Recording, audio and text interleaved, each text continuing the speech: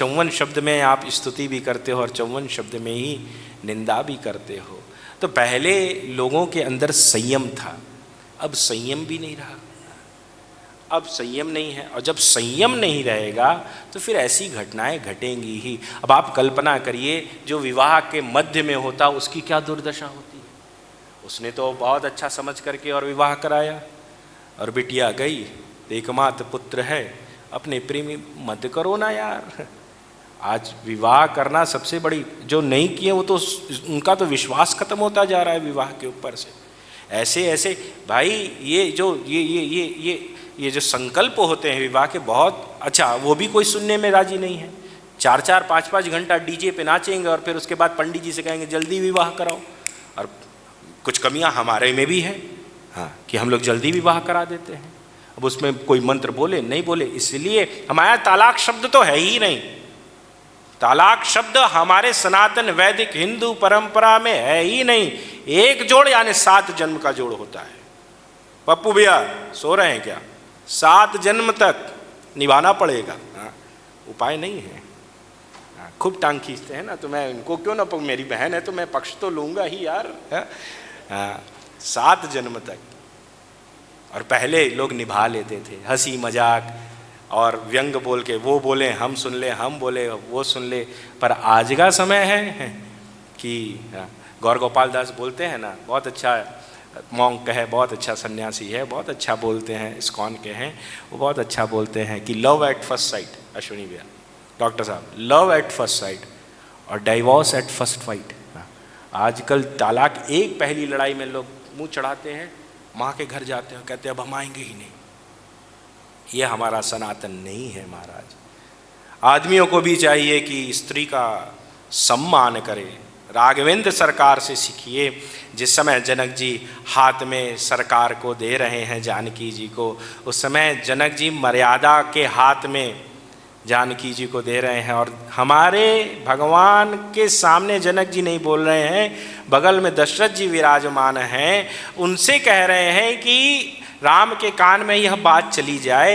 हमारे जनक जी कह रहे हैं कि मेरी बिटिया को हमने इतने सुंदर संस्कार दिए हैं, इतनी अच्छी व्यवस्थाएं दी हैं, और हमारी जानकी पढ़ी है और सारे वेद शास्त्र का उसको ज्ञान है, और वह जनकपुर में रही तो अपने पिता के दिल पे राज की और दिल के ऊपर ही चली।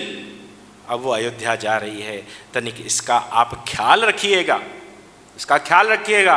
उस समय हमारे दशरथ जी ने कहा आपके दिल के ऊपर और आपके दिल पे राज की, और जानकी जिस समय अयोध्या जाएगी ना तो राम के पलक पे रहेगी और राम के पलक पे राज करेगी। इसीलिए जानकी जी हृदय की गति को पकड़ रही हैं। अभी कौन है यहाँ पे कि हमारा पति क्या सोच रहा है? अरे जो सोच रहा है सोचने दो ना यार, हम क्या सोच रहे हैं उसकी प्रधानता हो गई। इसीलिए भगवान शंकर का विवाह हुआ है या भगवान रामचंद्र का। पहले हमारे यहाँ कल्चर था, विवाह होते ही नवविवाहित जोड़े को कथा सुननी पड़ती थी। अभी कहाँ है? अभी ये सब पाश्चात्य सभ्यता आ गई कि लेके लड़का अपनी पत्नी को घूमने चला जाता है, कौन कौन सा मून करने चला जाता है। अब जब मून करोगे तो फिर तो समस्याएं आएंगी ही। अरे कहीं कथा हो रही हो पता कर लो यार, शहर में हो रही हो 3 दिन जा कर के कथा सुनो। भगवान शंकर ने विवाह के उपरांत कथावाचक नहीं मिला तो स्वयं बैठ करके पार्वती जी को कथा सुनाते हैं और कहते हैं धन्य धन्य गिरिराज कुमारी तुम समान नहीं को उपकारी, पूछो रघुपति कथा प्रसंगा सकल लोक जग पावनी गंगा। तुमने मेरे से कथा के विषय में पूछा, बहुत अच्छा लगा। हमारे भगवान रामचंद्र का विवाह हुआ और उसके बाद पहुनाई करने के लिए जिस समय पुनः जनकपुर जाते हैं तो वहाँ बैठ करके श्री राम कथा सुन रहे हैं। तो चलता ही था, आज से 30-40 साल पूर्व तक चलता था, आज भी चल रहा है। आज भी अच्छे संस्कार के जो युक्त घर है, आप जान समझ करके और फिर वैसे घरों में विवाह करें, देखिए आपका दाम्पत्य एकदम अच्छा चलेगा। पर लोग साहब समझते नहीं हैं। होगा कि पति मारते थे इसलिए आजकल की औरतें इतनी उग्र हो गई कि अब वो निशुंभ शुंभ मर्दनी प्रचंड मुंड खंडनी हो गई हैं। अरे नहीं यार, ऐसा नहीं है। उस समय भी जब ऐसे हिंसा होती थी तो कोई ना कोई विशेष बात उठती नहीं थी। अब बात उठने लगी है सोशल मीडिया का युग है। तो साहब यदि दाम्पत्य को सुधारना है तो भागवत और श्री रामायण का आश्रय लें। हमारे गोस्वामी बिंदु जी महाराज कहते हैं, हमें निज धर्म पे चलना सिखाती रोज रामायण। रामायण को पढ़ो, एक दोहा पढ़ो, दो दोहा पढ़ो और अपने बच्चों में संस्कार डालो। हाँ, ये विद्या जो है ये सुन करके याद करने की विद्या है। हम लोग तो यहाँ जितने बैठे हैं, जितने, उनको सबको यह चौपाई याद होगी कि मंगल भवन अमंगल हारी द्रवहु सुदशरथ अजिर बिहारी। घर में जोर जोर से पाठ करने का प्रयास करो। एक टाइम घर में आरती साथ में करने का प्रयास करो। अपने बच्चों से करवाओ, उनको कुछ नियम बता दो कि आपको हर मंगलवार या हर शनिवार या हर सोमवार शिव जी को दूध चढ़ाना है और मंगलवार या शनिवार या आदि जिस भी देवता से आपकी स्नेह है वहाँ जा कर के लड्डू चढ़ा दो, चने चढ़ा दो। ये उनसे कराओ। आपका तो हो गया महाराज, पर हम आने वाली पीढ़ी को क्या दे करके जा रहे हैं, इसका चिंतन और मनन सबको करना चाहिए। यहाँ क्योंकि मेरे श्रोता जितने हैं इतने में वो ज़्यादा 50+ वाले हैं, यंगस्टर्स कम आ रहे हैं। क्या कारण है मुझे नहीं मालूम, इसकी भी जिम्मेवारी आप लीजिए। हाँ, उसको ले करके आओ। यदि पिज़्ज़ा का शौकीन है तो कथा के बाद पिज़्ज़ा खिलाने ले जाओ, पर शर्त यही रखो कि तुम्हें सुनना पड़ेगा। हाँ, मुझे मिंटू भैया बेसन का लड्डू बहुत पसंद था। हाँ, ये मेरी दादी का दिया हुआ शरीर है बेसन। आप लोग कोई लाना मत प्लीज़। हाँ, मैं बहुत घबराता हूँ यार। हाँ, नागपुर में बोल दिए तो 15 या 20 किलो लड्डू आ गया। मैं कहा इसका मैं अब क्या करूँगा। तो मुझे कथा में जाऊँ और लौट के आऊँ ना तो 2 लड्डू मिलता था बेसन का, और इस संदर्भ में मैं कथा सुनने जाता था। तो बच्चों को कैसे भी लालच में ले आओ। हाँ, कैसे भी कथा ले आओ, कथा सुनाओ।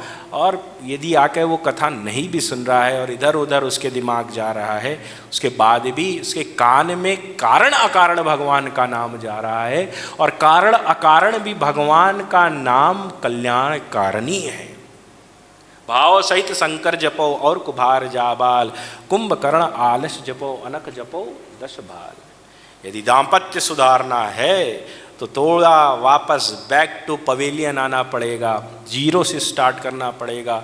और फिर देखिए हम केवल सनातन की बात करते हैं, पर सचमुच सनातन के विषय में कितने सोच रहे हैं और कितना सोच रहे हैं, इसका सबको मनन करना चाहिए। और ये जो घटनाएं, अप्रिय घटनाएं हो रही हैं, ये एकदम सनातन के विपरीत है।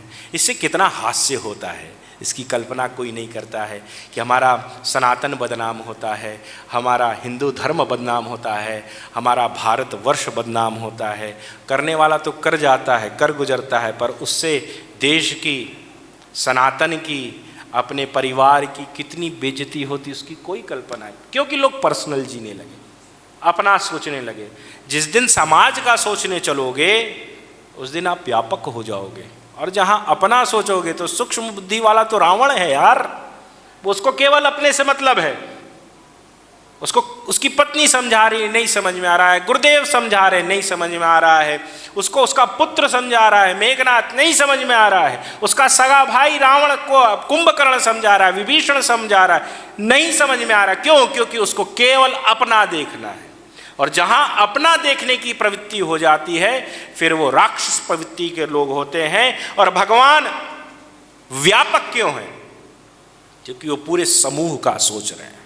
वो गंधर्व का भी सोच रहे हैं, वो किन्नर का भी सोच रहे हैं, वो गणिका का भी सोच रहे हैं, वो कोलभिल्ल का भी सोच रहे हैं, वो केवट का भी सोच रहे हैं। तो उस काल के जितने बड़े से बड़े ऋषि महर्षि हैं सबके विषय में सोच रहे हैं। वो कैकेयी का भी सोच रहे हैं जिसने उनको वन दिया है, वह कौशल्या माता का भी सोच रहे हैं, वह दशरथ का भी सोच रहे हैं, वह जानकी का भी सोच रहे हैं। आप रामचरितमानस पढ़ रहे हो, सुन रहे हो, आप उतना प्रवेश करें गुरु कृपा से।